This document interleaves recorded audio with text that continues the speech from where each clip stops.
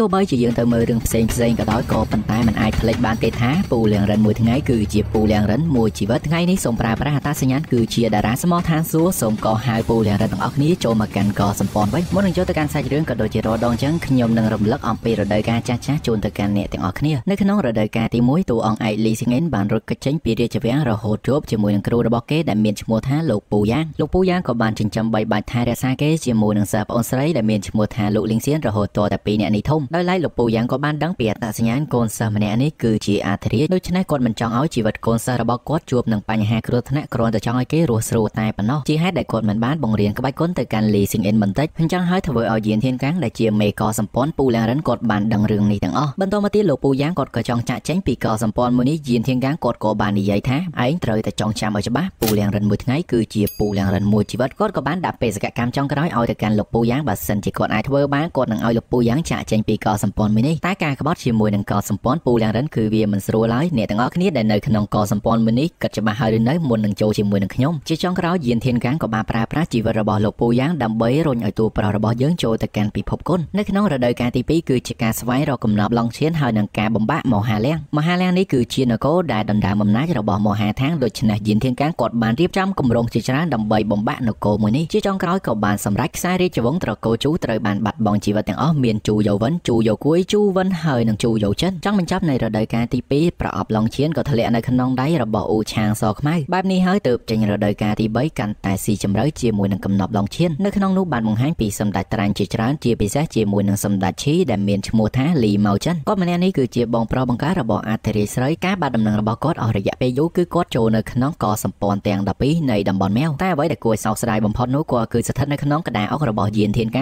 ំងក៏បានប្រើប្រាស់ល្បិចជាច្រើនដើម្បីសម្លាប់គាត់ចោលដូច្នេះហើយនគរឈីក៏បានធ្លាក់នៅក្នុងដៃរបស់អធិរាជស្រីដែលជាប្អូនស្រីបង្កើតជាអ្នកគ្រប់គ្រងនគរទាំងស្រុងចង់បញ្ចប់នៅក្នុងរដូវកាលទី3គឺកំសត់ខ្លាំងបំផុតលីថាប៉ៅគឺបានបង្កើតឡើងមកដើម្បីធ្វើជាលីស៊ីងអិនម្នាក់ទៀតហើយគេក៏ជាក្របអុកមួយដែលយានធានកាំងបានបង្កើតដើម្បីឲ្យលីស៊ីងអិនផ្លាស់ប្ដូរផ្នត់គំនិតតែអ្នកដែលចូលចិត្តប្រើប្រាស់ជីវិតមនុស្សលេងជាក្តារអុកបែបនេះចុងក្រោយគាត់ក៏ត្រូវបានបាត់បង់ជីវិតគឺជាយានធានកាំងការបាត់បង់ជីវិតរបស់គាត់បង្កើតនៅភាពវឹកវរជាច្រើនទៅកាន់ភូមិភាគកណ្ដាលបន្ទាប់ពីយានធានកាំងគាត់បានលាចាកលោកនេះទៅមុខមាត់ពិតនៃសម្ដេចត្រាញ់នានាចាប់ផ្ដើមចេញម្ដងម្នា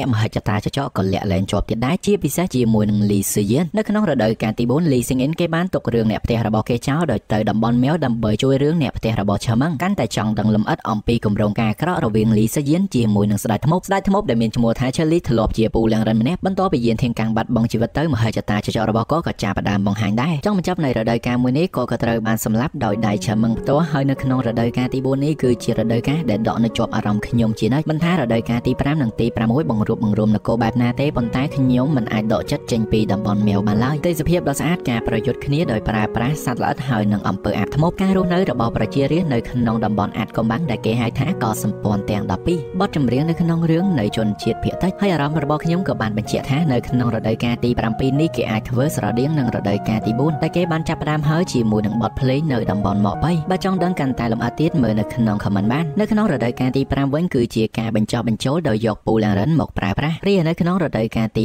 6វិញគឺជាការបាត់បង់អត្តសញ្ញាណអធិរាជបែរទៅជាមេដឹកនាំឈាមត្រជាក់នៃសម្ព័ន្ធមនុស្សអាក្រក់ដែលគេហៅថាពូលៀងសុយជាចុងក្រោយមាននរណាគេទៅដឹងរវាងក្របអុកពណ៌សនិងក្របអុកពណ៌ខ្មៅគឺជាអ្នកផ្ទះតែមួយចង់បញ្ចប់នៃសាច់រឿងនគរទាំងអស់នៅក្នុងភូមិភាគកណ្ដាលក៏បានបង្រួបបង្រួមគ្នាដោយយកអធិរាជម្នាក់ធ្វើជាគោលអធិរាជម្នាក់នោះគឺមានឈ្មោះថាលីស៊ឺយិនប៉ុន្តែលីស៊ឺយិនម្នាក់នេះគឺជាចាងជហ្វានជាអ្នកដើរតួមូលហេតុនេះហើយដែលធ្វើឲ្យរាជនីនៅតំបន់ម៉កបៃដែលមានឈ្មោះថាស៊ូលីតនោះបានខឹងទៅនឹងពូលៀងសុយហើយនឹងចាងជហ្វានជាខ្លាំងហេតុផលទាំងអស់នេះហើយទើបសាច់រឿងបានបន្តទៅដល់រដូវកាលទី7ដែលនៅក្នុងម៉កបៃតែម្ដងសូមស្វាគមន៍អ្នកទាំងអស់គ្នាជួបគ្នាជាមួយនឹងខ្ញុំនៅក្នុងរឿងសម្ព័ន្ធមនុស្សអាក្រក់រដូវកាលទី7ចាប់ផ្ដើមនៃសាច់រឿងចាងឆាននាងបាននិយាយថារឿងធំដែលនាងចង់ធ្វើពេលនេះគឺអាចចាប់ផ្ដើមបានហើយបន្ទាប់មកចាងឆាននាងក៏បានផ្លាស់ប្ដូរសម្លៀកបំពាក់របស់នាងចំណែកឯបព្វការីសាសពនៃកាយសៀនមីងទាំង3នាក់ទៀតក៏កំពុងតែរងចាំនាងដើម្បីចេញដំណើរដូច្នេះខ្ញុំក៏រំលឹកឡើងវិញម្ដងទៀតបុរសដែលមានមាឌធំជាងគេគឺហៅថាហាន់ប៉ារហស្សនាមគឺដីក្រហមប៉ុនយោជបុរសដែលមានរសនិយមជាងគេគឺហៅថាហូឈីងរហស្សនាមគឺជាអ្នកប្រមាញ់សាកសពចំណែកឯបព្វការីសាកសពដែលមានមាឌល្អិតជាងគេនឹងគឺមានបុគ្គលិកលក្ខណៈ2ទី1គឺជាអាចារ្យដែលចូលចិត្តលេងច្រើនទី2គឺជាអ៊ីងកូយាយដកាចរហស្សនាមរបស់នាងគឺសមុទ្រនរកគ្មានកោះត្រើយចំណែកឯអ្នកដែលនាំផ្លូវនោះគឺជាបព្វការីសាកសពជាងឆាន់ដែលមានឈ្មោះជាម៉កបៃហៅថាសឺអ៊ីតានរហស្សនាមរបស់នាងគឺសាកសពពុករលួយដូរគ្រឿងក្នុងខ្ទេចអស់ហើយពួកគេមកទីនេះគឺដើម្បីធ្វើដំណើរ ទៅមកបីជុំគ្នាជាងឆិនមកហាញ់ខ្លួនភ្លាមបានធាក់អូតរបស់នាងមួយជើងបន្ទាប់មកនាងក៏យកខ្សែតៃរបស់នាងវត្តទៅកាន់សัตว์អូតមួយនោះប៉ុន្តែមិនមែនជាអូតអ្នកបរទេទេគឺជានាងផ្ទាល់ជាអ្នករុញរទេះអាចារ្យវិញគឺស្រ័យចង់បែកកលាតហើយកន្លែងទៅមើលបរោះរស់និយមយើងទៅគឺអង្គុយយ៉ាងមានរស់និយមជាមួយនឹងល្បឿនរបស់ជាងឆិនដ៏លឿនបែបនេះអាចារ្យក៏បានស្រែកថាឲ្យលឿនជាងនឹងទៀតក៏ប៉ុន្តែហានប៉ាបានប្រាប់ថាឲ្យយឺតជាងនឹងទៀតហានប៉ាក៏បានសួរទៅកាន់ហៅជិងហេតុអ្វីនៅស្ងៀមយ៉ាងនេះបរោះរស់និយមគឺមិនបានឆ្លើយតបទេដោយគេនេះគឺកំពុងតែពោរទេះបានក្អួតចេញពីលើរទេះមួយហ្នឹងចុងក្រោយពួកគេទាំង4នាក់ក៏បានហក់ចុះចេញពីរទេះមួយហ្នឹងមើលទៅកាន់ការទម្លាក់ខ្លួនរបស់ហៅជិងទៅគឺស្អាតជាងគេកប់កាត់ចូលទៅដល់មេកំពុងតែធ្លាក់ភ្លៀងមានបរោះម្នាក់បាននិយាយថាមិននឹកស្មានថាអ្នកខ្លាំងនៅកសម្ព័ន្ធធូលីជាច្រើនមិនអាចទប់ទល់ជាមួយនឹងលោកបានសោះកសម្ព័ន្ធធូលីនេះគឺជាកសម្ព័ន្ធបុរាណមួយនៅក្នុងទឹកដីមកបីនេះឃាតករម្នាក់នោះក៏រៀបនឹងសម្លាប់បរោះម្នាក់ហ្នឹងបរោះម្នាក់ហ្នឹងបានបន្តទៀតថាមុននឹងខ្ញុំស្លាប់ខ្ញុំគ្រាន់តែចង់ប្រាប់ឯងថាខ្ញុំមិនមែនជាមនុស្សនៅក្នុងកសម្ព័ន្ធធូលីទេផ្ទុយពីនេះយើងគឺជាអ្នកចម្បាំងរបស់ត្រកូលយ៉ាវនៀនជនអាកំបាំងម្នាក់ហ្នឹងក៏បានខ្វះយកគ្រឿងក្នុងរបស់គេចេញក្រោយមកទៀតមេតបយ៉ាវនៀនទីដែលនៅក្រៅមង្គបរបស់ស៊ូលីតហ្នឹងក៏បានមកដល់ទីនេះដោយឃើញមនុស្សដែលគេចាត់តាំងស្លាប់ទាំងអស់អោគូក៏បានមកដល់ទីនេះសួរថាតើនេះគឺជាជើងខ្លាំងដែលឯងរៀបចំយ៉ាងសម្ងាត់មែនដែរទេរួចហើយនាងក៏បានប្រាប់ឲ្យកងទ័ពទៅរៀបចំសាកសពទាំងអស់នោះទៅចំណែកឯទីនេះត្រឡប់ទៅកាន់ជំរំជាមួយនឹងនាងវិញអំឡុងពេលដែលកងទ័ពកំពុងតែរៀបចំសាកសពមេតបម្នាក់នោះក៏បានឆ្ងល់ថាតើឃាតករគឺជានរណាគេសូម្បីតែមេតបទីក៏គ្មានតម្រុយពីគេលើពីនេះទៅទៀតមនុស្សដែលមកពីកសម្ព័ន្ធធូលីដែលចូលនៅក្នុងការប្រជុំខែមេសានៃមកបីនេះត្រូវបានបាត់បង់ជីវិតទាំងអស់អ្វីដែលគួរឲ្យញញើតនោះសាកសពទាំងអស់នោះគឺគ្មានគ្រឿងក្នុងទៀតឡើយចំណែករឿងសម្រាប់មនុស្សដកគ្រឿងក្នុងនេះគឺជារឿងមួយដែលកំពុងតែកក្រៅនៅក្នុងទឹកដីមកបីនេះចាប់តាំងពីម្ចាស់សត្រីមកបីស៊ូលីតបានកោះហៅមនុស្សចូលរួមការប្រជុំខែមេសានេះការសម្រាប់មនុស្សដកយកគ្រឿងក្នុងបានកើតឡើងជាបន្តបន្ទាប់មេតបម្នាក់នោះបានប្រាប់ឲ្យកូនចៅបិទមាត់ទៅបើមិនចង់ជ្រុះក្បាលខណៈពេលនោះក៏មានសម្លេងរង្គើនៅក្នុងព្រៃពួកគេក៏ប្រញាប់ដេញតាមដោយគិតថាគឺជាឃាតករដែលមើលទៅជនអាកំបាំងម្នាក់នេះដូចជាមានជំនាញនៅក្នុងការរត់គេចណាស់ពួកគេបានបាញ់ព្រួយទៅដោយដឹងថាមិនមែនមានតែម្នាក់ឡើយពួកគេបានដេញយ៉ាងលឿនជនអាកំបាំងម្នាក់ហ្នឹងក៏បានចូលនៅកាន់ផ្ទះមួយចំណែកឯពួកកងទ័ពនោះដើម្បីកុំឲ្យឃាតករមានច្រកគេចចេញពួកគេក៏បានបំបីផ្លូវគ្នាសម្រាប់រំពាត់កងទ័ពត្រៀមនឹងបាញ់ព្រួយរួចហើយក៏មានសម្លេងផ្ទាត់ដៃមួយបានបើកចង្កៀងនៅក្នុងផ្ទះមួយនេះភ្លាមៗកងទ័ពត្រូវបាននរណាគេម្នាក់ដាក់ឲ្យអង្គុយនៅក្នុងផ្ទះមួយនេះតាមពិតទៅនេះមិនមែនជាផ្ទះទេគឺជាហាងរបស់បបការីសាកសពទាំង4ចឹងឆាននាងក៏បានប្រាប់ឲ្យចេញម្ហូបអាចារ្យគឺជាអ្នករៀបចំចានសព្រារាហានប៉ាគឺជាចុងភៅហើយក៏ជាអ្នកដែលលើកម្ហូបរបស់គេមកចឹងក៏បានបន្តទៀតអ្នកដែលចូលមកគឺជាភ្ញៀវបើមិនចង់ពិសាអាហារទេពួកយើងក៏មានសេវាកម្មកំដរផឹកតែនិយាយគ្នាលេងដែរហូឆេងក៏បានបន្តធ្វើអ្វីក៏បានឲ្យតែមានប្រាក់ឲ្យមកកាន់ពួកយើងកងទ័ពម្នាក់ក៏បាននិយាយថាស៊ុបនេះគឺដូចជាឈ្ងុយខ្លាំងណាស់អាចារ្យក៏បានទៅនិយាយថាភ្ញៀវម្នាក់នេះគឺពិតជាមានរសនិយមម្ហូបអាហារមួយនេះគឺជាម្ហូបអាហារប្រចាំហាងដែលពួកយើងខំប្រឹងធ្វើយ៉ាងយកចិត្តទុកដាក់បំផុតលាងសម្អាតគ្រឿងក្នុងមិនឲ្យប្រឡាក់សូម្បីតែបន្តិចមេតបម្នាក់នោះគ្រាន់តែឮពាក្យថាគ្រឿងក្នុងក៏បានសួរបញ្ជាក់ចាយើងក៏បានបញ្ជាក់ថាគឺត្រូវហើយមេតបម្នាក់នោះក៏បានស្រែកថាចាប់ពួកនឹងទាំងអស់មកបន្តិចក្រោយមកគឺពួកគេមិនបានចាប់បបការីសាកសពទាំង4នេះទេបែរជា enjoy ជាមួយនឹងការញ៉ាំស៊ុបដ៏ឆ្ងាញ់ពួកកងទ័ពក៏បាននិយាយថាថ្ងៃក្រោយគេនឹងហៅបងប្អូនរបស់គេមក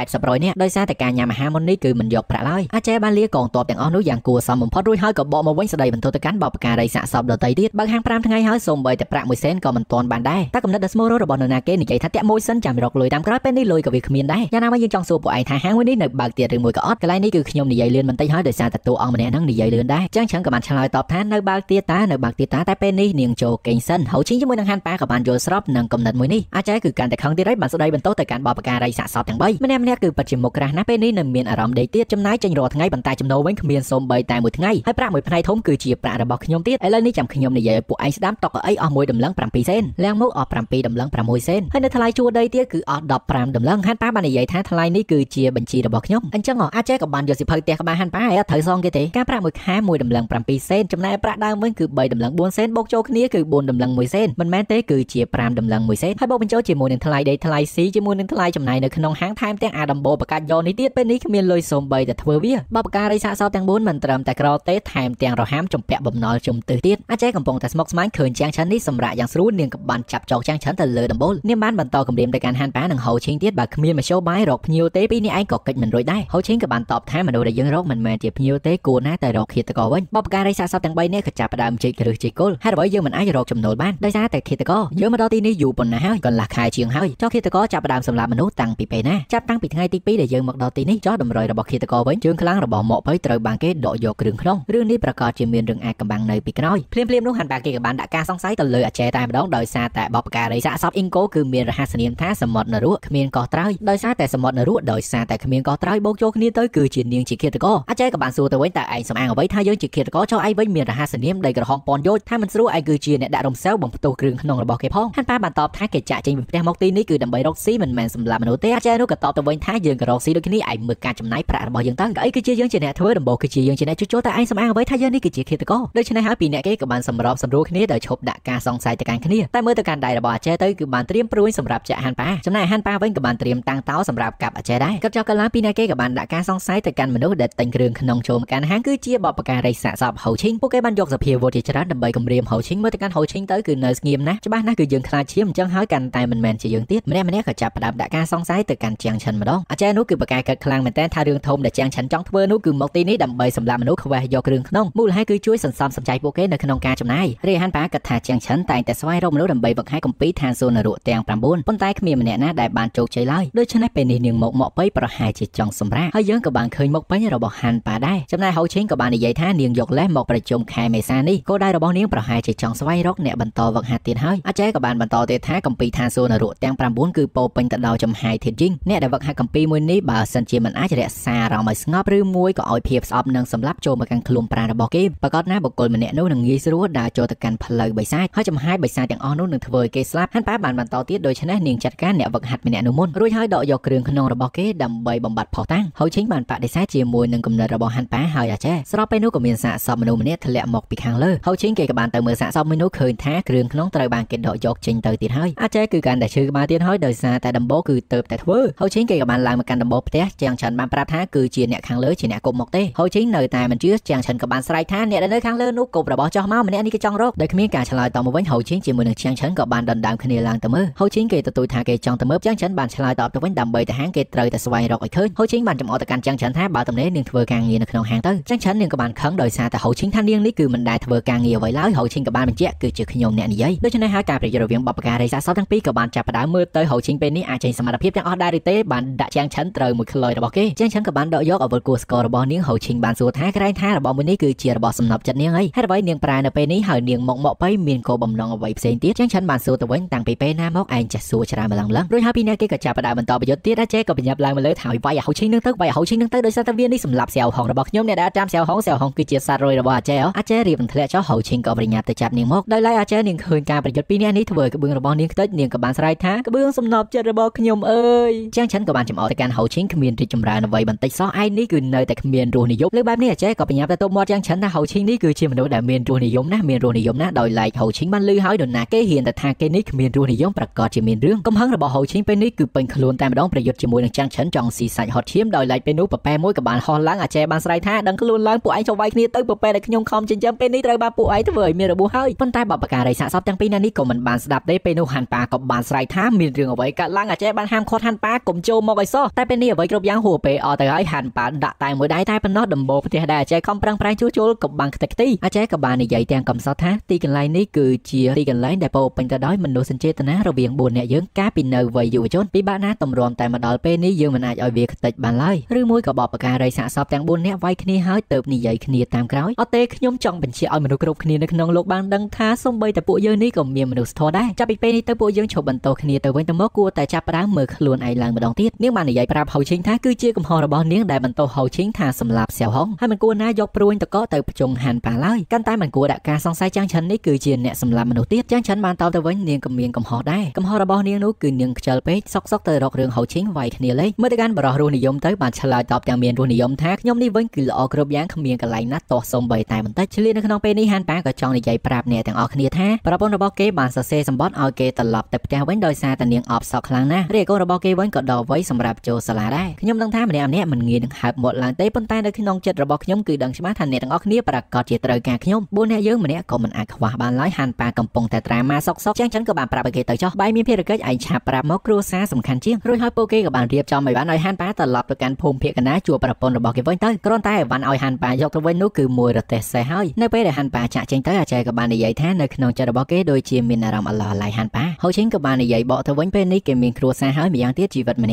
ាក់គឺមានផ្លូវដែរផ្សេងគ្នាចឹងក៏បាននិយាយថាមានអ្វីគួរឲ្យអឡោះអាល័យបើចាស់មិនទៅអាថ្មីក៏វាមិនមកដែររួចហើយពួកគេក៏បានបែកផ្លូវគ្នាដើម្បីចូលផ្ទះសម្រាប់កាត់ទៅមើលនៅខាងលីស៊ីនិនវិញបាននិយាយពីដំណើរជីវិតរបស់គេឲ្យលោកអ៊ំម្នាក់ឆ្លាក់នៅលើជញ្ជាំងខ្ញុំធ្លាប់ជាព្រះរាជាយាទនៃមហាថាងមួយជីវិតរបស់ខ្ញុំគ្រាន់តែចង់បានជីវិតដែលរស់នៅមានសេរីភាពគ្មានទុក្ខកង្វល់ដើរលេងផឹកស៊ីសប្បាយដើរហើរពេញមួយជីវិតដោយឡែកជីវិតខ្ញុំមួយនេះគឺពោពេញទៅដោយអង្រែកសុខចិត្តលះបង់រាជបល្ល័ង្កឲ្យទៅកាន់អ្នកដតីខ្លាចទៅជាមនុស្សអាក្រក់ដែលធ្វើទង្វើល្អហើយគឺជាអ្នកផ្ដល់ពន្លឺឲ្យទៅកាន់ កាន់ពិភពលោកមួយនេះដែលគេហៅថាពូលៀងសុយខ្ញុំដែលឆ្លាក់ឲ្យគេរាប់សិបឆ្នាំណាមកហើយតាំងពីដើមមកខ្ញុំមិនដែលឃើញមនុស្សដែលប្រកែកនិយាយអួតដូចជាឯងនេះទេលីសេនីនក៏បានតបទៅវិញវ័យយុវជនគួរណាស់តែមានក្តីសម័យជាស្ដែងទៅបច្ចុប្បន្នលីសេនីនកំពុងតែនៅក្នុងទឹកដីរបស់ម៉កប៉ៃគេបាននិយាយអំពីរឿងឃាតករសម្លាប់មនុស្សជាប់គ្នាមើលទៅម៉កប៉ៃមិនមានសុវត្ថិភាពឡើយអំប្រាប់ម្នាក់នោះបានឆ្លើយតបអ្នកដែលបានស្លាប់ភាគច្រើនសុទ្ធសឹងតែជាបេក្ខភាពដែលចូលរួមការប្រកួតខែមេសានេះលីសេនីនកាន់តែចង់ដឹងទៀតហើយហេតុអ្វីបែរជាមានគេចូលរួមយ៉ាងនេះបើសិនជាមានគ្រោះថ្នាក់បែបហ្នឹងអំប្រាប់ម្នាក់ហ្នឹងបានប្រាប់ឲ្យលីសេនីនកុំចេះដឹងរឿងគេច្រើនពេកលីសេនីនជាពូលៀងសុយប៉ុណ្ណឹងដែលខ្វះអីប្រាក់សម្រាប់ឲ្យគេនិយាយអំប្រាប់ម្នាក់ហ្នឹងក៏បានឆ្លើយប្រាប់ថាអ្នកដែលឈ្នះនៅក្នុងការប្រកួតមួយនេះនឹងទទួលបានរង្វាន់ពីម្ចាស់ក្សត្រីអ៊ីនធៀនដែលជាស៊ូលីតរង្វាន់មួយនោះគឺជាថ្ម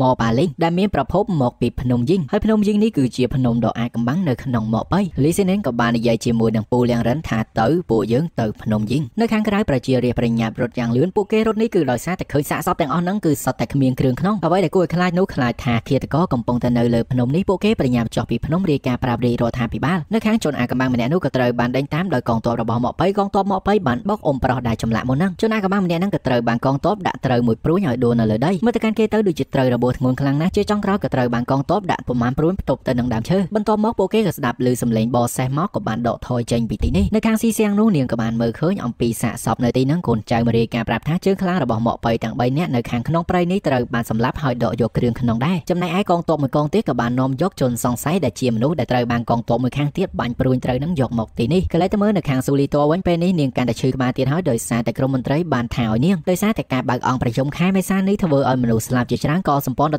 តីទៀតបានប្រឆាំងគ្នាហើយនេះជាប្រធ្នោដែលត្រូវរលាយមែនដែរទេក្រោយមកក៏កាត់ចូលជំរំរបស់នាងវិញពេលនោះអោគូជាមួយនឹងទីបានមកដល់ទីនេះដោយអោគូបាននិយាយអំពីមេតបដែលទីបានចាត់តាំងទៅនឹងស្លាប់បាត់បង់ជីវិតទាំងអស់ទីផ្ទាល់គេក៏បានយល់ព្រមទទួលទោសរបស់គេក៏ប៉ុន្តែស៊ូលីតបានដេញគេចេញសិនទៅស៊ូលីតបានសួរទៅកាន់បុត្រីរបស់នាងរបួសនៅខាងភូមិភាគកណ្ដាលពេលនេះយ៉ាងម៉េចហើយអ្នកទាំងអស់គ្នាចាំបានដែរទេរបួសរបស់អោគូត្រូវបានបង្កឡើងដោយពូលៀងសុយដែលជាលីស៊ីងអ៊ិនស្របពេលដែលលីស៊ីងអ៊ិនទៅជួយសម្ដេចឈីហ្នឹងអោគូនាងក៏បានតបទៅវិញថាពេលនេះធូរស្រាលបន្តិចហើយដូច្នេះការងារដែលកម្ចាត់ឃាតករអុកឡុកមកកាន់ការប្រជុំខែមេសានេះស៊ូលីតប្រកល់ទៅកាន់បុត្រីរបស់នាងអោគូក៏បានសន្យាថានាងនឹងខំប្រឹងប្រែងអស់ពីសមត្ថភាពស៊ូលីតបានសួរទៅកាន់កូនរបស់ខ្លួនទៀតថាតើបុត្រីដឹងដែរទេហេតុអ្វីមេដាផ្ដោតសំខាន់ទៅលើការប្រជុំមួយនេះយ៉ាងនេះអោគូក៏បាននិយាយអ្នកដែលឈ្នះនៅក្នុងការប្រកួតខែមេសានេះនឹងអាចទទួលបានថ្មប៉ាលីងហើយវាអាចជួយយើងតទល់ទៅនឹងខាងភូមិភាគកណ្ដាលស៊ូលីតបានបន្តទៀតកូនក៏ដឹងពីស្ថានភាពរបស់មេដាដែរពេលនេះគឺជាឱកាសចុងក្រោយរបស់មេដាហើយវាក៏ជាឱកាសចុងក្រោយរបស់បុត្រីដូចគ្នាបុត្រីគឺជាអ្នកដែលខ្លាំងបង្អស់ប្រចាំម៉កប៉ៃនេះដាច់ខាតមិនអាចចាញ់ទៀតឡើយកន្លែងទៅមើលនៅក្នុងហាងរបស់បបការីសាកសវិញអាចារ្យទីបំផុតសប្បាយចិត្តហើយដោយសារតែបានជួសជុលដំបូលឡើងមកវិញតែការចំណាយនៅលើដំបូលមួយនេះគឺចាយអស់មួយដំឡឹង7សេនទៀតហើយទោះបីជាពេលនេះស្ដេចចាយលុយទៅលើម្ហូបអាហារហាន់ប៉ាគេមិននៅក៏ប៉ុន្តែហាងរបស់គេក៏មិនមានចុងភៅទៀតដែរហើយ3អ្នកគេគឺមិនចេះធ្វើម្ហូបទាំងអស់អាចារ្យក៏បានយកមីឲ្យពួកគេញ៉ាំទៅម្នាក់គឺសុកចិត្តមើលអាចារ្យញ៉ាំដោយសារតែម្ហូបមួយនេះគឺពិបាកលេបខ្លាំងមែនតើហូឈីងនឹងចាំងឆិនសុកចិត្តអត់ញ៉ាំហូឈីងក៏បានចេញកំណត់ពួកយើងគួរតែស្វែងរកចុងភៅហើយអាចារ្យបានសួរទៅវិញនៅតំបន់វីរហោស្ថានបែបនេះតើឯងទៅរកចុងភៅមកពីណាឬមួយក៏វាធ្លាក់ចុះពីលើមេឃខណៈពេលនោះក៏មានមនុស្សម្នាក់ធ្លាក់ចុះពីលើមេឃមែនហើយយើងក៏ចូលរួមសោកស្ដាយទៅកាន់ដំបូលផ្ទះរបស់អាចារ្យដែរអាចារ្យនាងបានខឹងជាខ្លាំងអបកាច់ណាវាធ្លាក់មកទីហ្នឹងបើកទៅមើលទៅក៏បានភ្ញាក់ផ្អើលដោយសារតែលីស៊ីងអ៊ិនពេលនេះកំពុងតែត្រូវរបួសខ្លាំងហើយយើងក៏បានដឹងហើយអ្នកដែលដឹងថាលីស៊ីងអ៊ិននៅរស់គឺមានតែជាងឆាន់ទេហូឈីងជាមួយនឹងអាចារ្យគឺមិនបានដឹងឡើយលីស៊ីងអ៊ិនវិញគឺត្រូវរបួសមិនស្ទើរឡើយជាងឆាន់ក៏បាននិយាយថាការស្លាប់របស់គេមួយនេះគឺស្តៀងពីមុនដែរតើដូច្នេះសាច់រឿងក៏ត្រូវបានចប់ត្រឹមតែប៉ុណ្ណេះ